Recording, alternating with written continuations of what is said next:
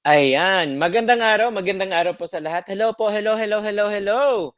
Ayan, magandang araw, no.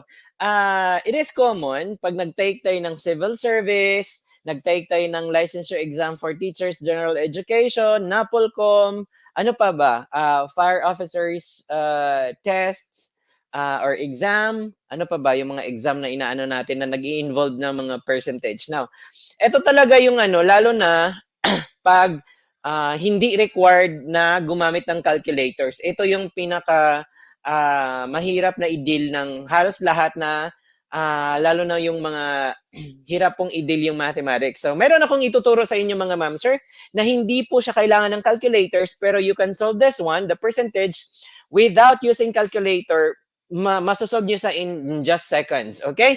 So, ganito yon. Halimbawa, okay, first question natin, dito muna tayo sa pinakasimple. Ito yung ano natin, una-una. Ayan. So, ang una-una natin is 7% of 204. So, paano natin yan siya i-solve in just a second? Okay? Ayan. Bilugan natin yung dalawa kasi percentage, that means dalawang ano tayo kasi percent per 100. So, dalawang decimal places tayo na. Ayan. Okay. So, ganito, i-multiply na natin yan kaagad. That is 14. Tapos, decimal. Tapos, eto siya, 7 times 4 or 0.4, that gives us 28. Ito na po yung tamang sagot dyan. Kahit i-check nyo sa calculator ngayon, 0.07 times 204, that gives you 14.28. Okay? Ayan. So, ganyan lang siya kadali, di ba? Sige. Move on tayo sa pangalawa. Ito naman, pangalawang ano natin. Ulit, bilugan natin yung dalawa. Okay? Ayan. Multiply natin ito. 9 times 6, that gives us 54.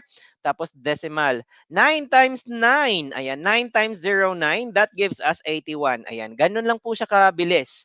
That's 54.81. Okay? Ayan. Try nyo sa calculator. Ganun din po ang makukuha ninyo. Ayan. Sige. Move on tayo sa pangatlo. Etong pangatlo. Dito muna tayo sa pinakasimple ha. Ayan. Ulit, dalawa. Ayan. Dalawa. Tapos, 3 times 9, that gives us 27. Tapos, 3 times 25, that gives us 75. So, it's 27.75. Try nyo sa calculator nyo.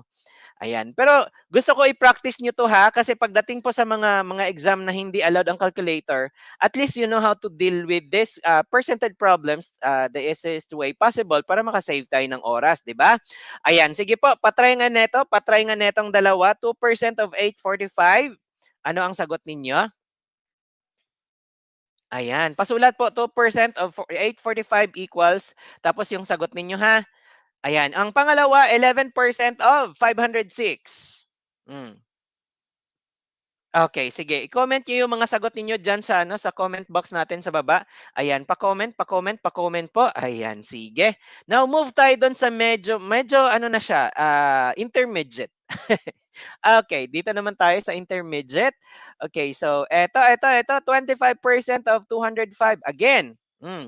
Dalawa ulit, kanina wala tayong mga remainder. Ito kasi may mga remainder na. Okay? Ayan, basic lang po. Tapos, eto, 25 times 2, we have 50, di ba? Tapos, 25 times 0.5, that gives us 125, okay? Now, dalawang decimal places lang tayo. Dalawang decimal places. So, eto, 0.25. Tapos, etong 1 na to, ayan, yung 1 na yan, i-add natin dito. So, magiging 51.25 ang final answer. Try nyo sa calculator. That is 51.25. Okay? Ayan. Next. Nakuha? Ayan. Next ano tayo? 42% of 610. Ayan. So, eto, ulit, dalawang decimal places. Okay. So, 42 times, tawag nito, 42 times 6, that gives us 25.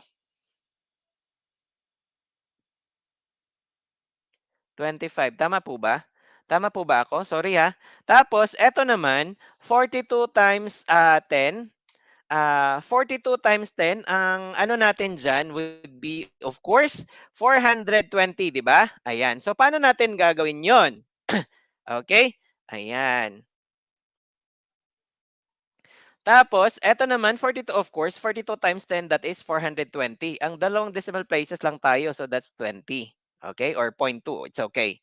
Tapos, yung 4 na yan, i-add natin dito. So, magiging 256.20 or 200. Ayan, 256.2. Okay lang yan, tanggalin yung 0 diyan after 2, okay? Kasi anyway, decimal lang yan. 0.20 and 0.2 are just the same. Okay? Ayan, nakuha po? Okay, sige. Sa pangatlong ano naman tayo, sa pangatlong sample. Ayan, dalawang decimal places ulit. Okay, so 16 times 5, that gives us 80, di ba? Tapos 16 times 20, that gives us 320, 'di ba po? Ayan, 320. Tapos 0.2 ulit. So dito lang natin 20. Tapos etong 3 i-add natin dito. So magiging 83.20. Okay? Or 83.2. Ganun lang po.